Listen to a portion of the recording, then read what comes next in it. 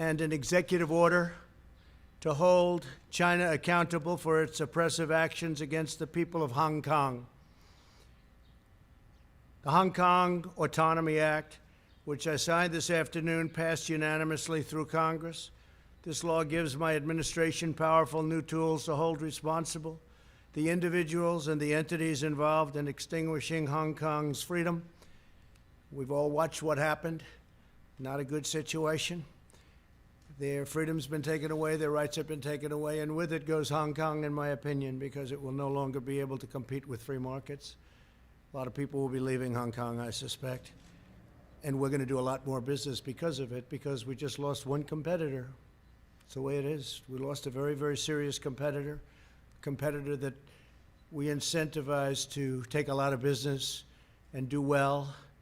And we gave them a lot of business by doing what we did. We gave them things that nobody else had the right to do, and that gave them a big edge over other markets. And because of that edge, they've done really historic business, tremendous business, far bigger than anybody would have thought years ago when we did this gift. It was really a gift to freedom. Today, I also signed an executive order ending U.S. preferential treatment for Hong Kong. Hong Kong will now be treated the same as mainland China. No special privileges, no special economic treatment, and no export of sensitive technologies. In addition to that, as you know, we're placing massive tariffs and have placed very large tariffs on China. First time that's ever happened to China. Billions of dollars have been paid to the United States, of which I've given quite a bit to the farmers and ranchers of our country because they were targeted. And that's been going on for 3 years. It's the first time anybody's ever done anything like that. And prior to the plague pouring in from China, they were having the worst year, as you know, in 67 years. And I don't want them to have a bad year. I want them to have a good year. But they were taking advantage of the United States for many, many years. And that's stopping. But then the virus came in, and the world is a different place. But we're now getting back. And one of the reasons the market's doing so, it's almost at the point that it was at prior to the plague. Almost. We're getting very close. It's a great thing. It's an amazing thing what our people have done and what they've endured. No administration has been tougher on China than this administration. We imposed historic tariffs. We stood up to China's intellectual property theft at a level that nobody's ever come close. We confronted untrustworthy Chinese technology and telecom providers. We convinced many countries, and I did this myself for the most part, not to use Huawei because we think it's an unsafe security risk. It's a big security risk. I talked many countries out of using it. If they want to do business with us, they can't use it. Just today, I believe that UK announced that they're not going to be using it. And that was up in the air for a long time, but they've decided. And you look at Italy, you look at many other countries. We withdrew from the Chinese-dominated WHO, and we fully rebuilt the United States military. The WHO, World Health Organization, we were paying close to $500 million a year. China was paying $39 million a year. And China had too much say. They worked it very hard, which is a bad thing done by our past administrations, but we were tough, and we were saying, I was asking, I said, why are we paying so much more than China? China has 1.4 billion people. We have 325, probably 325 million approximately. Nobody can give the exact count. We're trying to get an exact count, but you have, over the years, many illegals who have come into the country, so it depends on how you want to count it. But you could say 325 to 350 million people as opposed to 1.4 billion people. And the world trade is terrible. That deal is terrible. The World Health is a terrible deal. We've been very tough on the World Trade Organization, and we've been, I guess, as tough as you can get on World Health. We withdrew our money. We told them we're getting out. Doesn't mean that someday we won't go back in. Maybe we will when it's correctly run, but they made a lot of bad predictions and they said a lot of bad things about what to do and how to do it, and they turned out to be wrong. And they were really a puppet of China. And make no mistake, we hold China fully responsible for concealing the virus and unleashing it upon the world. They could have stopped it. They should have stopped it. Would have been very easy to do at the source when it happened. In contrast, Joe Biden's entire career has been a gift to the Chinese Communist Party and to the calamity of errors that they've made. They made so many errors, and it's been devastating for the American worker. China has taken out hundreds of billions of dollars a year from our country, and we rebuilt China. I give them all the credit in the world. I don't give the credit for the people that used to stand here, because they allowed this to happen, where hundreds of billions of dollars were taken out of the United States Treasury in order to rebuild China. There's no company and no country in the world has ever ripped off the United States like the incredible job that they did on this country and the people that ran it. Possibly it's one of the reasons, certainly it's one of the very big reasons, trade and things related to trade, that I got elected in the first place. I've been talking about it for a long time, along with many other subjects, frankly. Joe Biden supported China's entry into the World Trade Organization, one of the greatest geopolitical and economic disasters in world history. If you look at China and you look at the moment they joined the World Trade, they were flatlining for years and years and years and decades. And then all of a sudden they joined the World Trade Organization, and they went like a rocket ship. They were given all sorts of advantages. They were considered a developing country. As a developing country, they got tremendous advantages over the United States and other countries. And they took advantage of those advantages and then some. Biden personally led the effort to give China permanent most favored nation status, which is a tremendous advantage for a country to have. Few countries have it, but the United States doesn't have it. Never did, probably never even asked for it, because they didn't know what they were doing. As Vice President, Biden was a leading advocate of the Paris Climate Accord, which was unbelievably expensive to our country, would have crushed American manufacturers while allowing China to pollute the atmosphere with impunity. Yet one more gift from Biden to the Chinese Communist Party. They took all of the advantage away from us. They took everything away. They don't have oil. We would have had to close up tremendous amounts of our energy to qualify eventually, not too far into the future. We would have had to do things that would have been unbelievably destructive to our country, including the possible closing of 25% of our businesses. Think of that. And it was going to cost us hundreds and hundreds of millions of dollars for the privilege of being involved in the Paris Climate Accord. And you just have to look at what took place this year in Paris and France, where money was being sent to countries all over the world, and the people of France didn't want to take it, and they didn't, and they did a lot of rioting.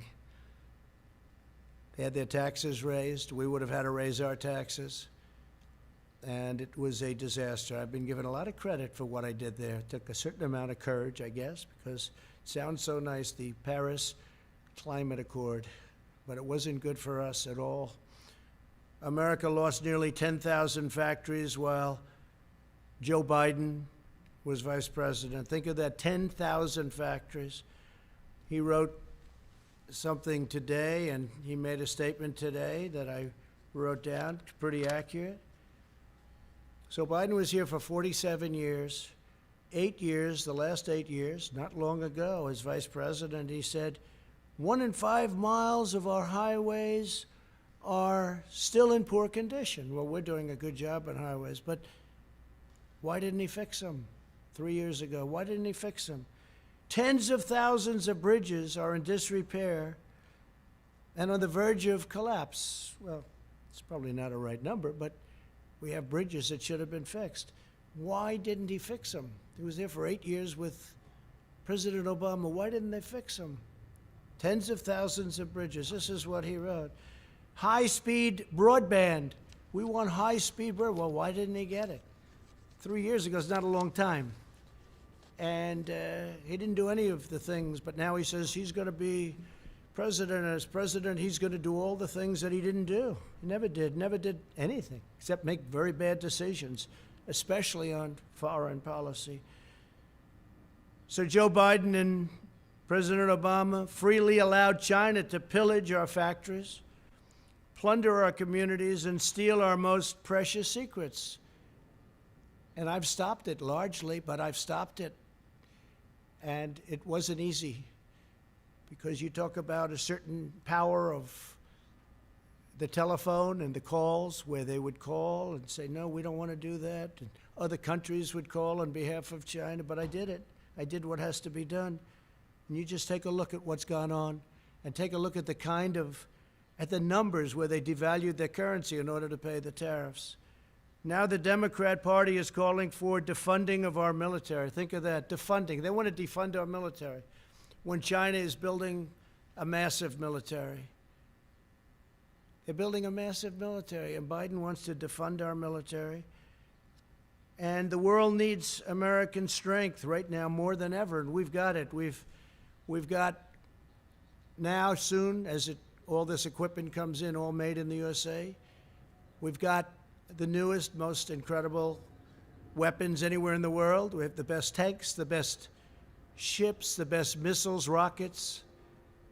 We have the best of everything. We have the best fighter jets, the F-35, the F-18.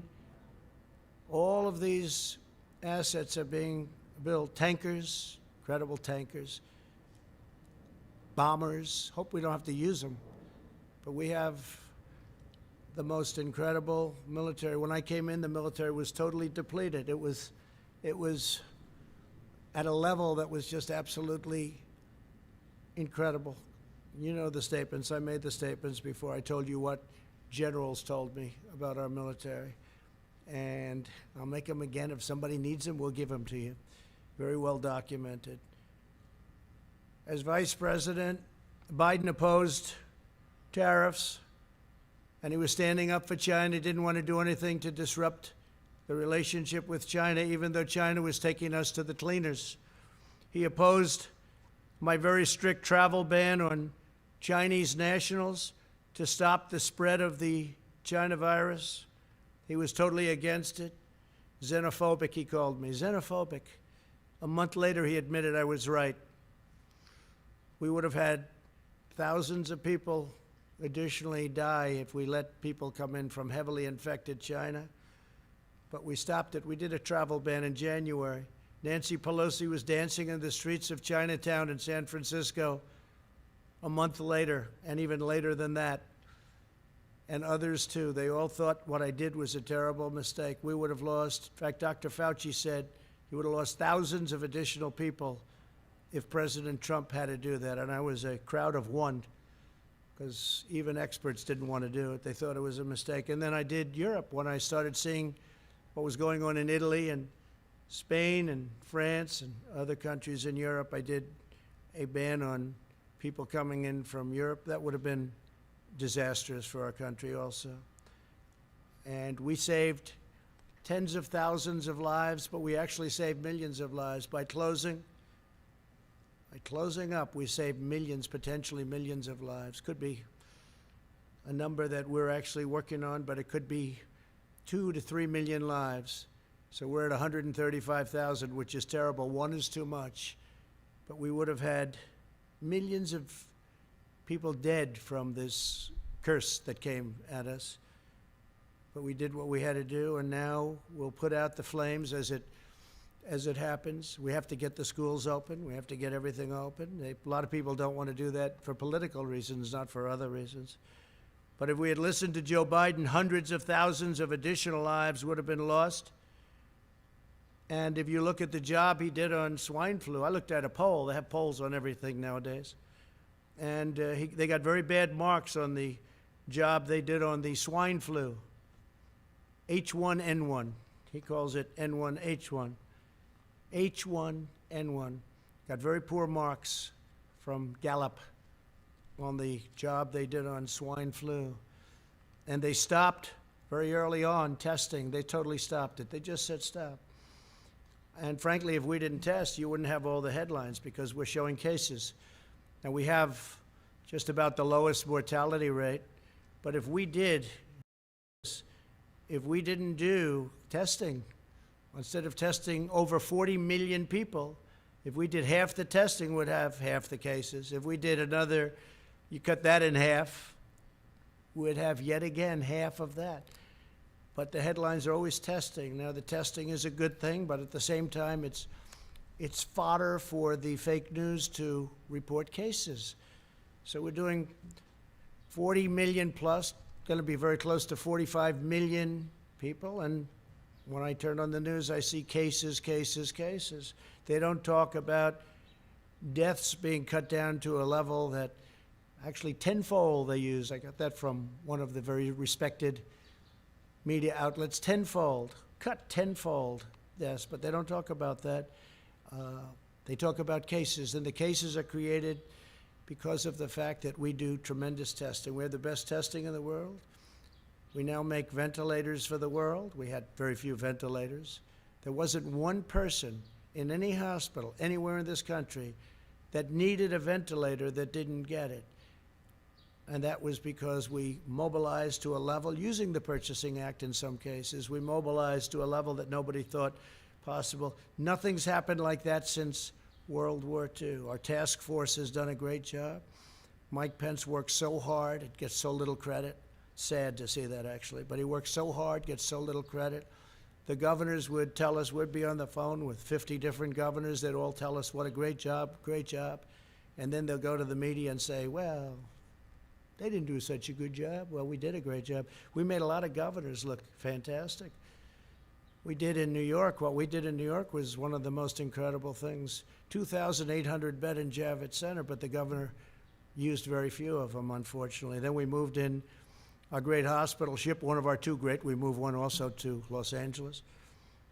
And we could have used that for our senior citizens. We could have used it for other people. They could have used it instead of sending our seniors back into nursing homes that were infected, where you lost thousands of people. Thousands of people in New York died because of poor management by the governor.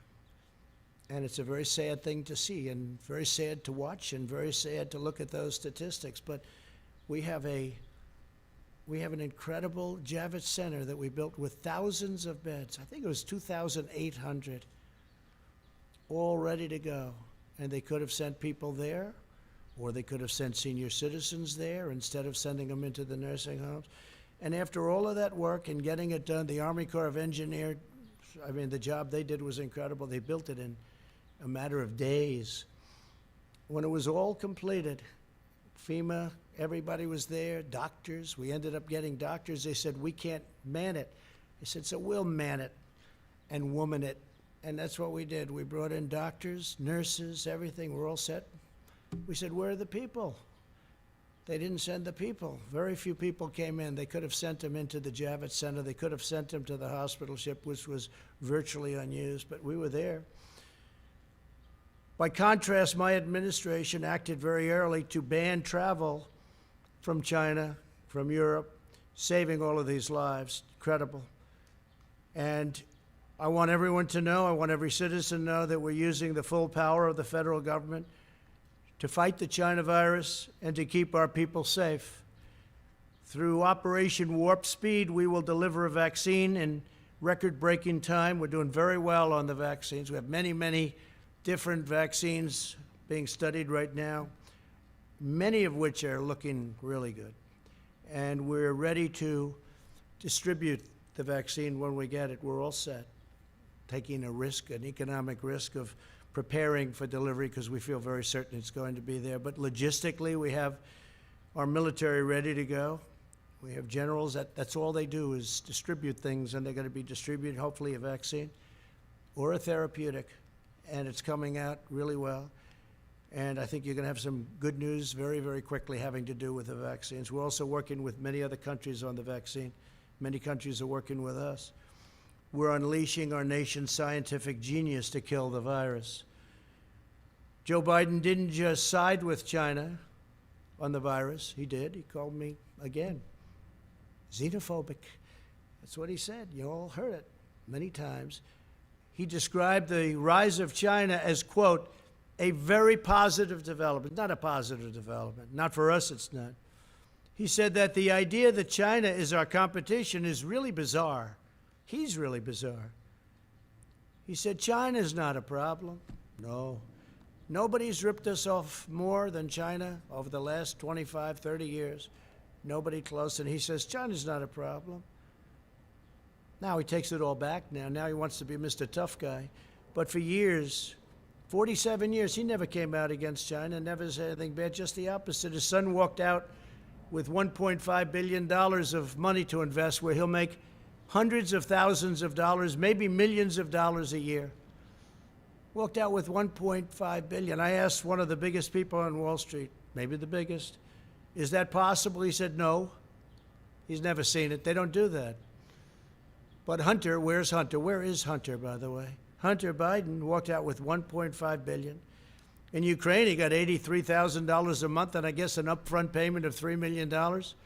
So he went from not having a job to getting $83,000 a month with a lot of money paid up front to work for Burisma.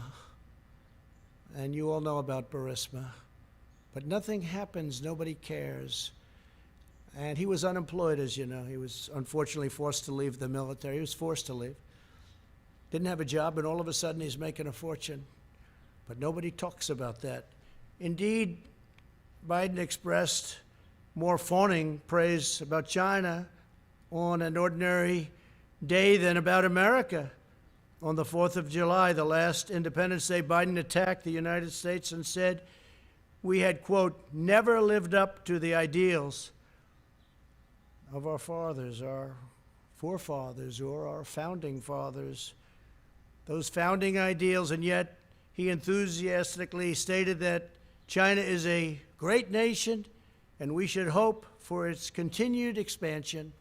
Well, we all wish well to China, but what China's unleashed on the world, it's hard to even fathom. I see people now, friends of mine, they walk up, they want to say hello, and they have to keep their distance, and they're all covered up like you're all covered up with face masks. It's a different world, but we're coming out on top. Biden sides with China over America time and time again.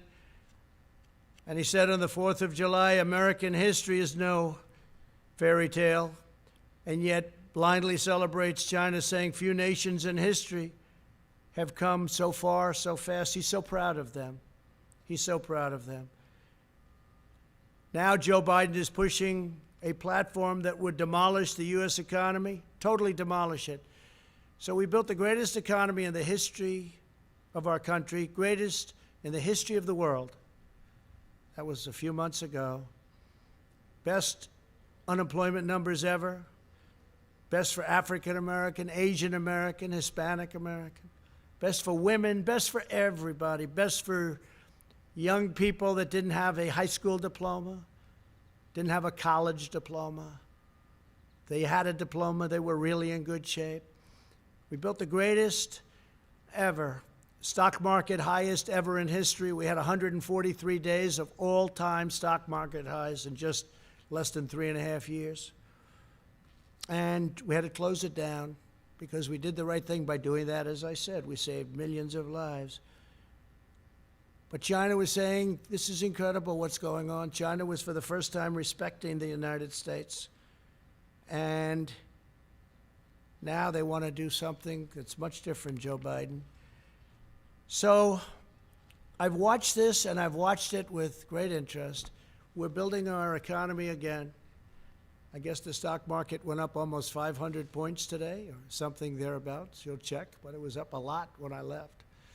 And our economy is coming back. We're almost at a level where, even though it's long before the very important, maybe the most important ever, election of November 3rd, we're long before that, but we're close to record stock markets again, and NASDAQ hit an all-time high for the 16th time. Think of that, for the 16th time over the last month or so, for the 16th time. So one of our markets already hit an all-time high. Today, Joe Biden gave a speech in which he said that the core of his economic agenda is a hard left crusade against American energy. He wants to kill American energy. He wants to re-enter the unfair, one-sided Paris Climate Accord, which will destroy us, at the expense of many other nations who benefit. It was actually drawn, in my opinion, to take advantage of the United States, just like so many other deals are done to take advantage of the fools running the United States. But this would do nothing for the environment, but would cripple American industry while greatly helping China. He wants to impose massive energy taxes and job-crushing mandates to eliminate carbon from the United States economy. Let him define the word carbon, because he won't be able to. Obliterating American oil, clean coal, natural gas, and the natural energy resources that supply countless American jobs.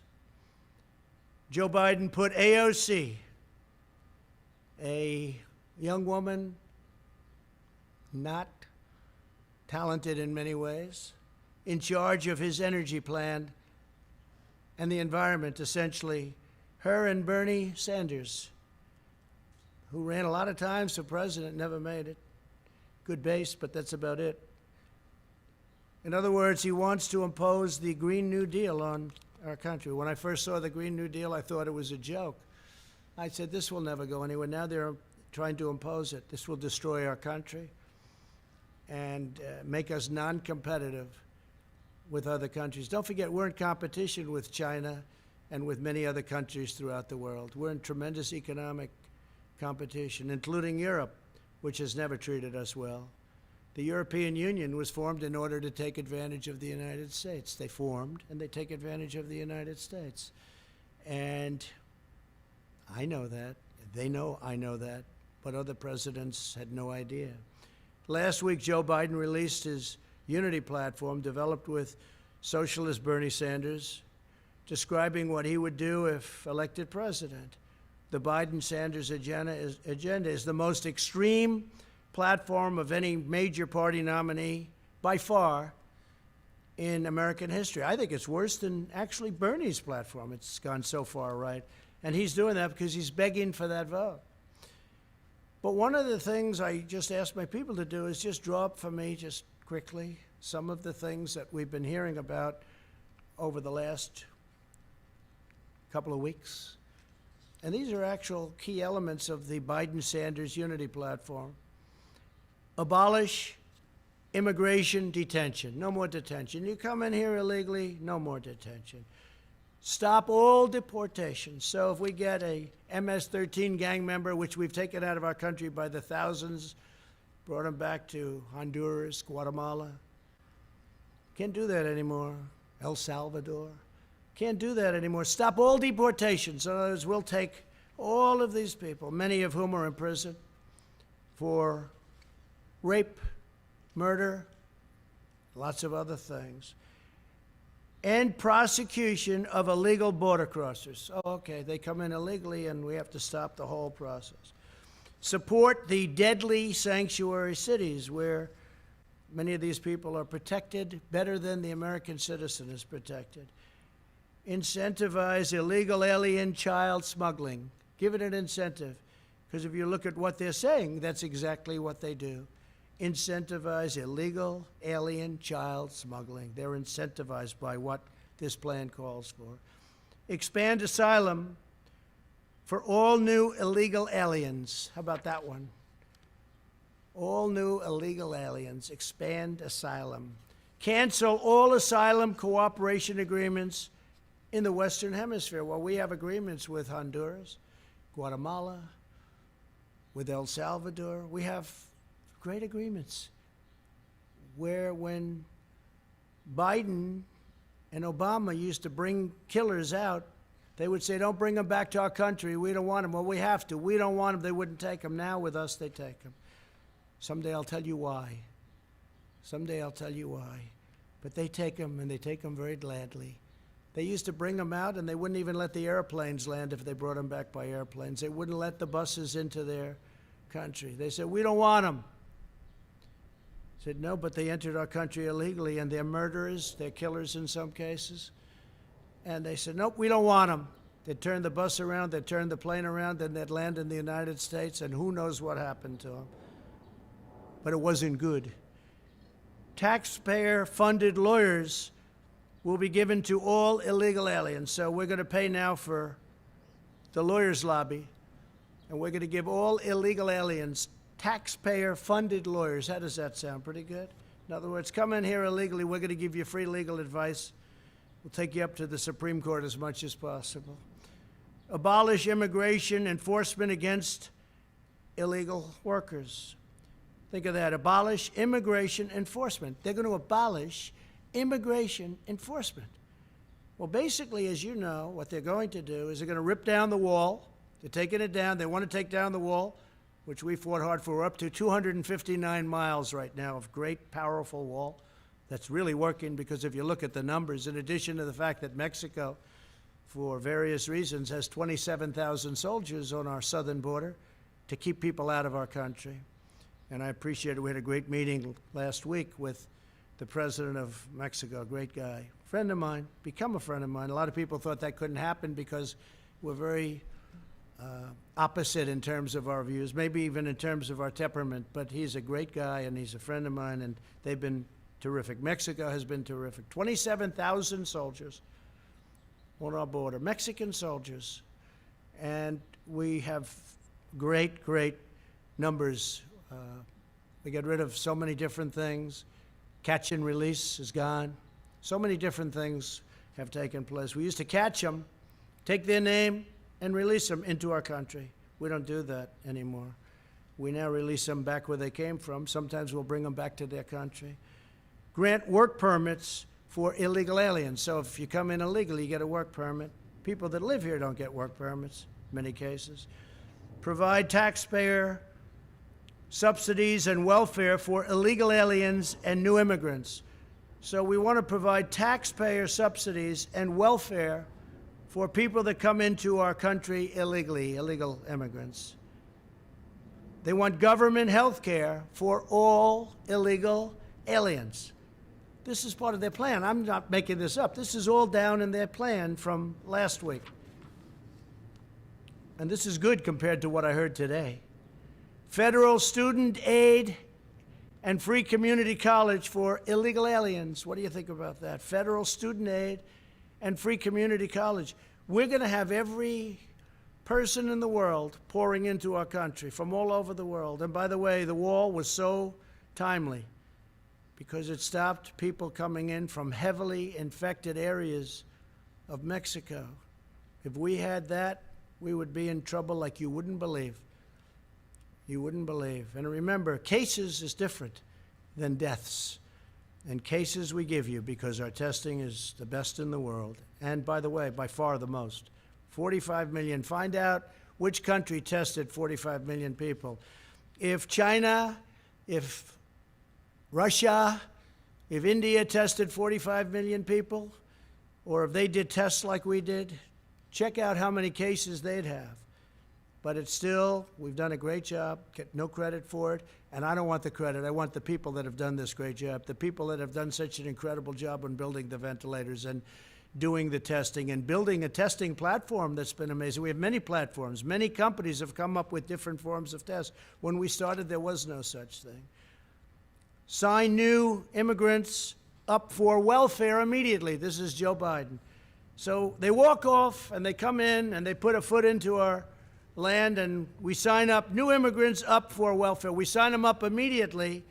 They get welfare benefits. United States citizens don't get what they're looking to give illegal immigrants. Think of that. Sign up. It's hard to believe I'm even reading that. New immigrants for welfare immediately. Not to mention the cost of this, which is incalculable. The cost of this is so crazy.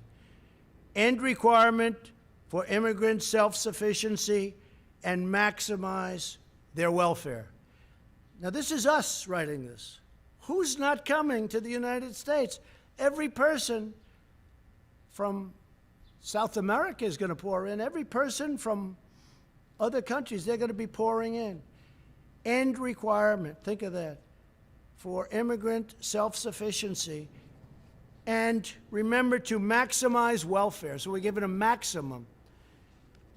Then we have massively expand immigration during a global pandemic, taking jobs from unemployed Americans. End all travel bans, including from jihadist regions. So now we have travel bans. A lot of you said I didn't get the travel ban, and you were wrong. We got the travel ban. We lost in the Ninth Circuit. We lost again in the Ninth Circuit, and then we won in the Supreme Court. We have a very strong travel ban. And we don't want people that are going to come in and blow up our cities, do things. And frankly, with the liberal Democrats running the cities that we do have, where they do have problems, maybe they wouldn't mind, but I would mind, and the people of this country mind. So listen to this. End all travel bans. He's talking about the ban that I won, that everybody said I didn't win. They said I didn't win because in the lower court we lost, that we lost in the appellate division, and then we won in the Supreme Court. So he said he lost, and they're right at the lower level. But in the meantime, we won in the Supreme Court. So it's in effect, but they didn't say that. They said he lost, which again is fake news, but that's the way they do it. So end all travel bans, including from jihadist regions, they specified that. Grant mass amnesty. Everybody gets amnesty, mass amnesty. Think of that. And this is create a roadmap to citizenship for massive, massive numbers. And we're not talking about DACA because I'm going to take care of DACA much better than the Democrats did. The Democrats had their chance, and they blew it. But we're going to take care of DACA because I'm going to be doing, in the not too distant future, pretty soon, I'm going to be signing a new immigration action, very, very big merit-based immigration action that, based on the DACA decision, I'll be able to do. Vastly expand low-skilled immigration to the United States. So they want a lot of people come in with low skills. I like merit. Think of that. Vastly expand low-skilled immigration to the United States. These are the things that are in the plan. This is Biden. Biden's gone radical left. Increase refugee admissions by 700%. Huh. That's a lot.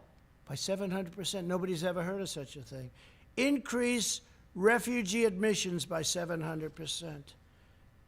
Abolish law enforcement as we know it. I think the police do an incredible job in this country. And you're going to have a rogue, terrible cop on occasion, like you do in any industry, in any business, in any profession. But I think they do an incredible job. Abolish law enforcement as we know it. End cash bail. No bail. Just, we let you right out. Look at what's happened to New York. Crime is up, shootings are up at numbers that nobody's ever seen before. Look at Chicago, what a disaster. And we're waiting for them to call us because we're all set to go. We have the FBI. We have Homeland Security. We have everybody ready to go. We have the National Guard. They're all ready to go. End cash bail, releasing dangerous criminals onto our streets. Cash bail. New York just did that. Other places have done it. They haven't turned out too good. Abolish completely the death penalty. And I know there's a lot of debate on the death penalty, and there has been for a long time, but sometimes you use the death penalty, depending on the crime. You know what happened today with regard to the death penalty. Appoint social justice prosecutors in order to free violent criminals.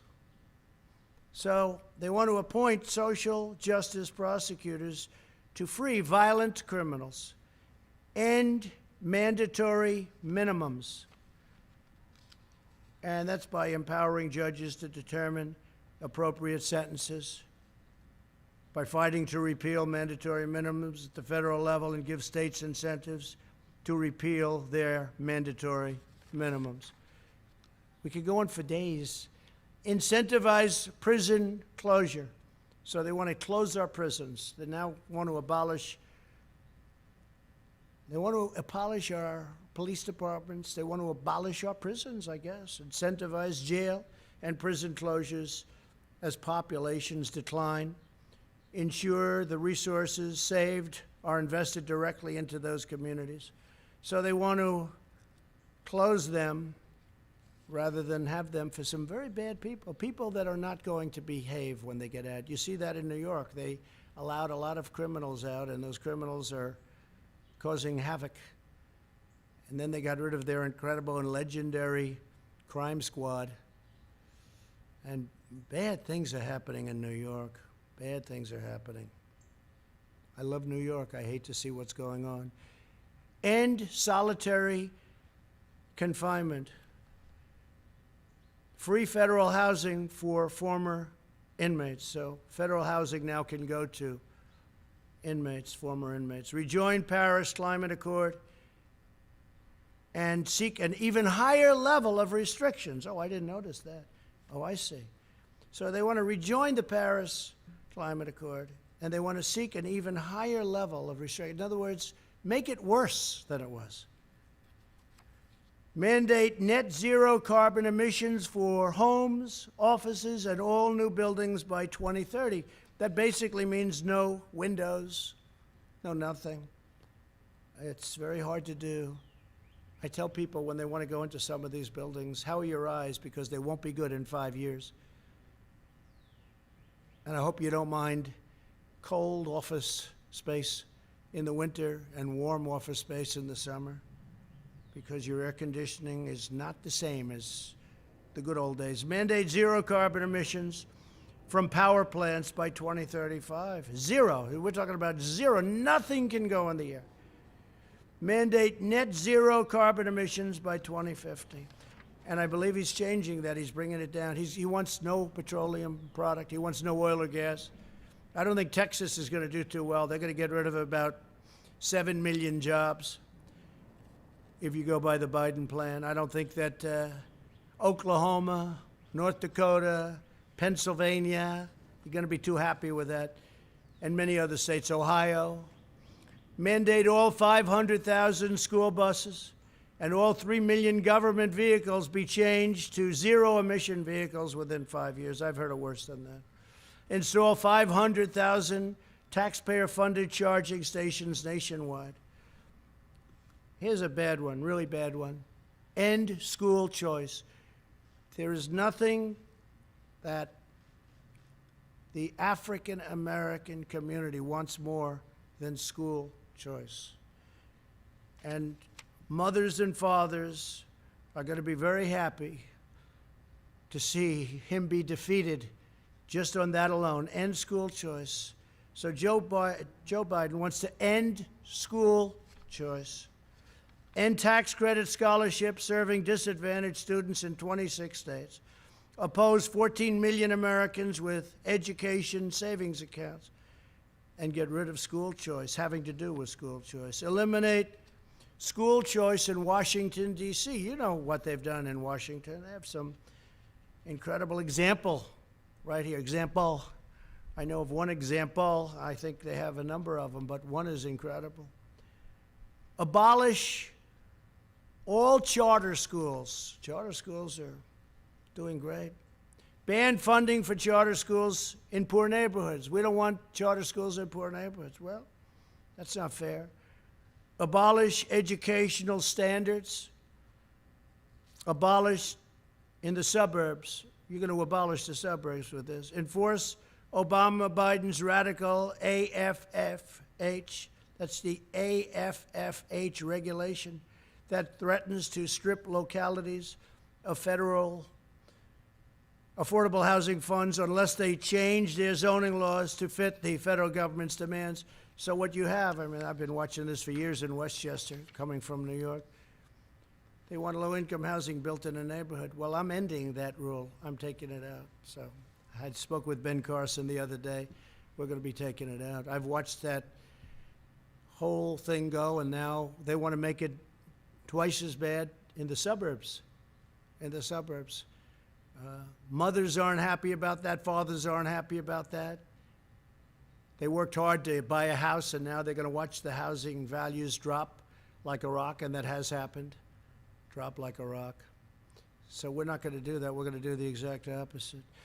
Probably there has never been a time, and this is just a few, it's much worse than that. We did this very quickly.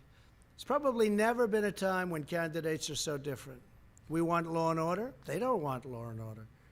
We want strong, closed borders with people able to come in through merit, through a legal process. They don't want to have any borders at all. They're going to rip down the wall. It was hard to get that built, and now it's almost completed. It'll be completed by a little after the end of the year. They want to rip it down, and it's had such an impact. It's incredible. It stops trafficking, human trafficking of women and children, but women mostly. Human trafficking, one of the worst things ever, all at a level that it's never been at because of the internet. You wouldn't think, you think of it as an ancient statement. You wouldn't think that's possible today, but it's human trafficking of women and children.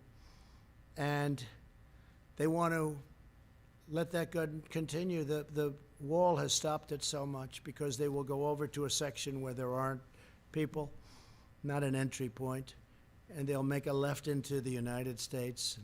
They're on their way. They can't do that anymore. We have a 30-foot wall that goes 6 feet into the ground.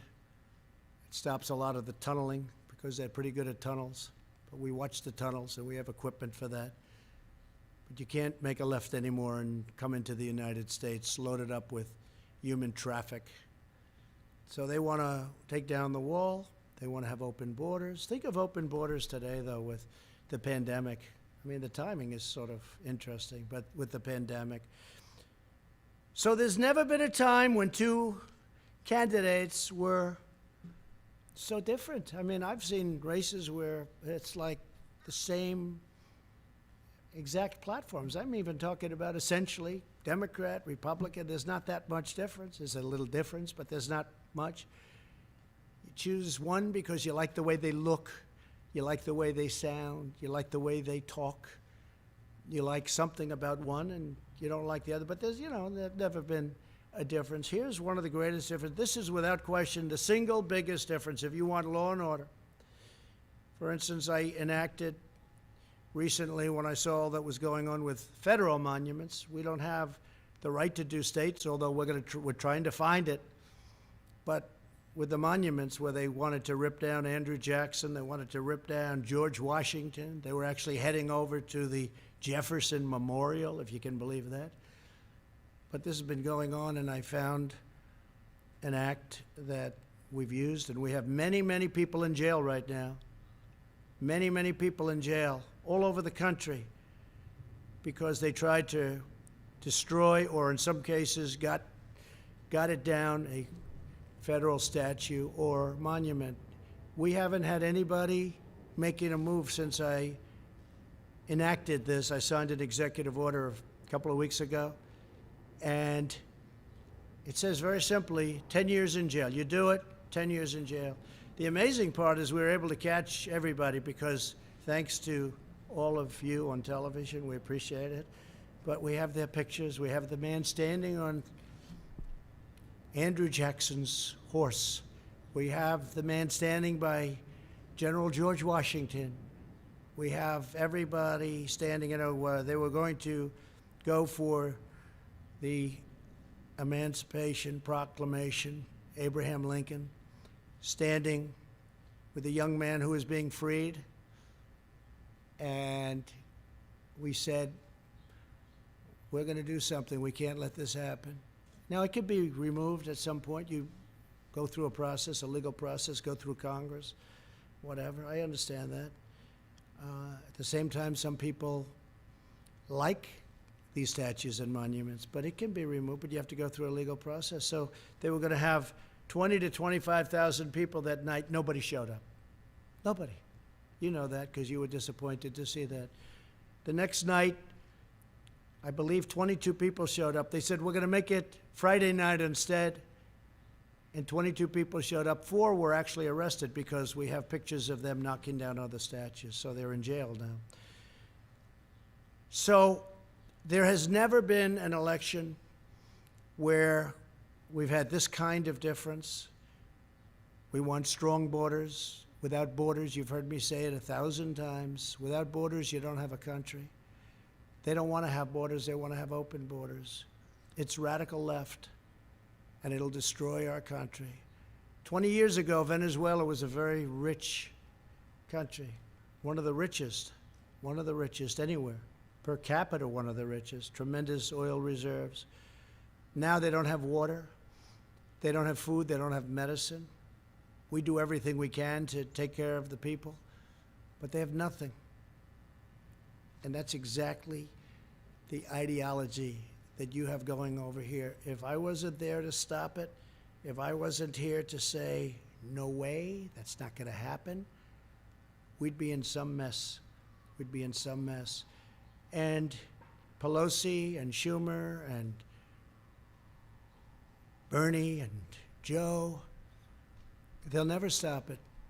They don't have the power, the strength to stop it. It's beyond them. But we do. So there's never been a time like this where you've had an election of people so different. Okay, a couple of questions. Yeah, please, go ahead. Sir, you just spent the better part of an hour explaining why Americans should choose you and not your opponent. Yesterday you said on Twitter, be careful what you wish for.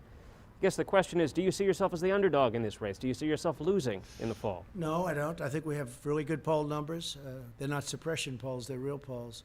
You look at the intercoastal in Florida, you look at the lakes, you see thousands of boats with Trump signs, American signs.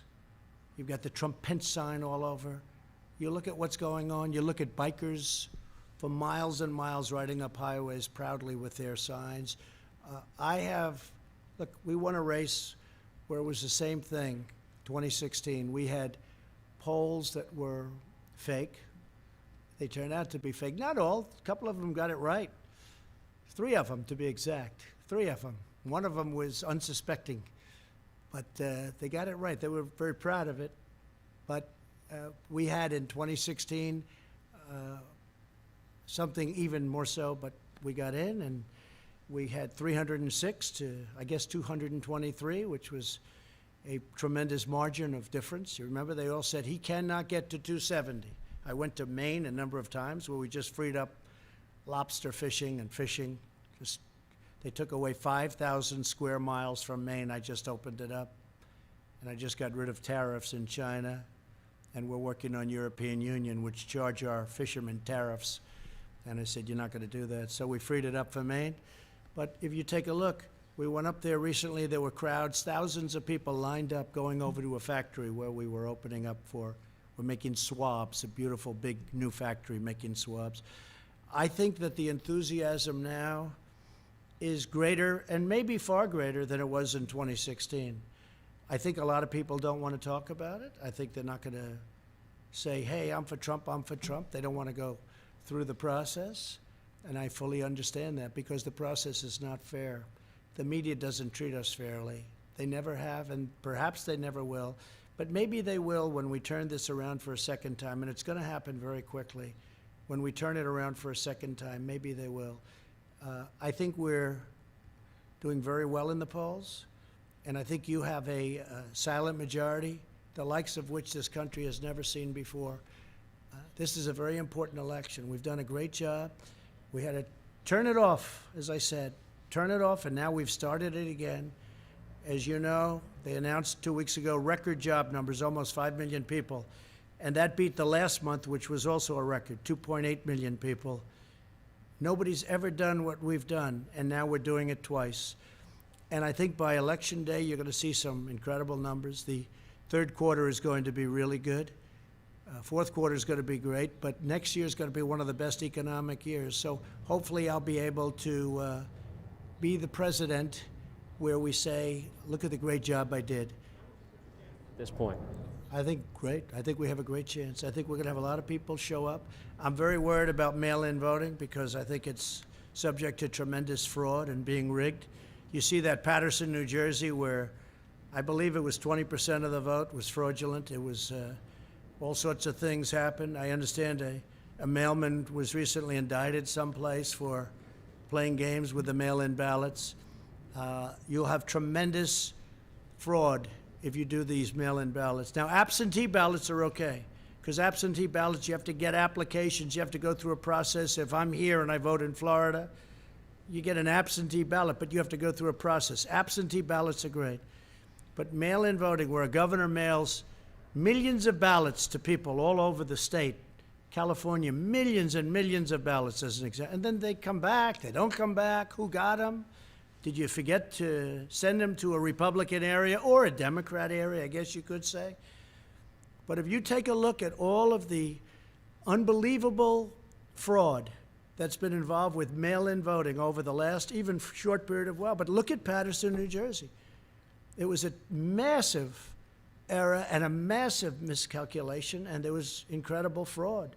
Look at the city council, what's happened to it. This is one place, but you have many places, and they're all over. Yes, please. Thank you, sir. I want to know, when's the last time you spoke with President Xi of China, and do you plan to speak with him in the near future? No, I haven't spoken to him. Well, no, I don't. I have no plan to speak to him. Yeah, And please was go. there a follow-up? What Thank you. So, do you want to do a follow-up? Yeah, if you don't mind. Okay, yeah. Is it okay? Yeah, go ahead. Yeah. I just wanted to know, Ruth Bader Ginsburg was hospitalized today with an infection. Wanted to know if you had any reaction to that news. No, I wish her the best. I hope she's better. I didn't hear that, actually. She was just hospitalized? No, that's too bad. No, I wish her the best. Okay. She's actually giving me some good rulings. Okay? So you know that, right? People were surprised. No, I wish her the absolute best. Please. Thank you, Mr. President. So you were mentioning the travel bans, and I wonder when do you plan to review that, because the European countries are in the situation is under control, much a better place than the U.S., and there is no ban for other hotspots like Russia and India. So what will be the criteria to change that? And another question. Well, you know, we've banned for Europe, and at some point that'll come off, and we're dealing with them all the time. The relationship's very good. They just don't treat us very well on trade. They have been very unfair to us over many, many decades, and we're doing that. It's very easy to solve. I was all set to solve it, actually, and then we got hit with the plague. But we have a travel ban on various countries, and that travel ban remains until such time as we say it doesn't remain. And We want our country safe. We don't, unlike Biden, we don't want to have criminals pouring into our country. We don't want to have open borders. We're not going to have that. And we want to take care of our police. We want to actually fund our police, not defund them. And we're not going to abolish our police, and we're not going to make our military small and weak, because probably, or at least at top of the level, we need our military right now. Yeah, go ahead, please. So how do you think that the America First policy can work during a pandemic? Aren't you concerned that this could actually damage the U.S. and make China more influence around the world? Okay, look, my policy is America First. We've lost hundreds of billions of dollars a year with China and many other countries. And what we're doing is just handing everybody everything. It's just sad. I've watched it. I've looked at it. We did the U.S.-Mexico. You saw that, USMCA. We made a very fair deal on trade. We had the worst deal ever, right? You know that. We had the worst deal ever, and it replaced that. It replaced that horrible NAFTA deal that was one of the worst trade deals ever made. I'll tell you, the only deal that might be worse is the WTO, World Trade Organization. Maybe worse. OAN, please. Thank you, Mr. President. Your administration has taken tangible steps to ensure that Chinese companies are not taking advantage of our U.S. stock markets, our trade. Last week, your administration sent a letter to the Railroad Retirement Board asking them to reconsider investments in Chinese defense firms. Meaning not to invest. Correct. That's correct. So Where is that request now, and are you taking tangible actions to ensure that U.S. investments don't continue to fund Yes. defense firms in Yes, China? and you'll see more coming. This was a very important bill that we signed, but you're going to see more coming over the next short period of time. But yes, we don't want them investing in Chinese military companies, okay? Letters, I mean, what actions can be taken to ensure that does not happen? Well, you have a lot of actions we can take, including the increase. You know, right now, people don't know China's paying a lot of tariffs. We made a China deal, and they bought just, I think, the third highest amount of corn ever in world history. They just bought from us the highest amount, which is great for our farmers. But I view it differently than I did before I made the deal. When I made the deal, I thought this was a great deal. After what happened to us, what happened to the world coming from China, I view it much differently. But we can impose massive tariffs on China if we want, and other countries if we want. And we'll see. We just want to be treated fairly. We want a level playing field. Our farmers were never treated properly by anybody, and they were targeted by China. You know, I paid our farmers $28 billion over a 2-year period because they were targeted to that amount of money, to that exact amount of money, 28. It was 16 billion, and it was 12 billion, 28 over a 2-year period. And we gave $28 billion to our farmers. That's why they're all here. And now they're doing very well. Our farmers are doing very well because we made really great trade deals. USMCA just kicked in. The China deal, they're buying a lot. They are buying a lot. We'll say that. They're buying a lot. A lot of people ask, how are they doing on the trade deal? They're buying a lot. So I want to thank everybody, and we'll be having these conferences. Again, we're going to be signing an immigration act very soon. It's going to be based on merit. It's going to be very strong. We're going to work on DACA because we want to make people happy. And I'll tell you, even conservative Republicans want to see something happen with DACA. The Democrats had their chance for 3 years to do something with DACA, and they always turned it down. They always turned it down. They used it as politics. I'm using it to get something done. But we'll be signing a very powerful immigration act. It'll be great. It'll be merit-based. The country's tried to get it for 25 or 30 years. It'll be strong on the border, but you'll come in legally, and you'll be able to come in legally. And very importantly, we'll be taking care of people from DACA in a very Republican way. Republicans, I've spoken to many Republicans, and some would like to leave it out, but really they understand that it's the right thing to do. So we're going to be taking care of DACA. We will be doing for DACA what the Democrats had a chance to do, and they never did it, okay? Thank you all very much.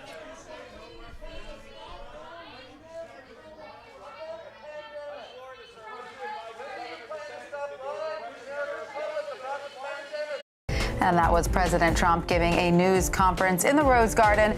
We are right back after a quick break. You're streaming CBSN, always on.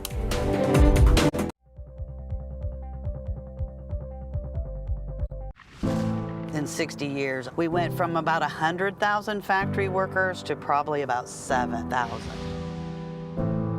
Off in the distance, you can see some factories that are still humming, but most of them are just kind of abandoned.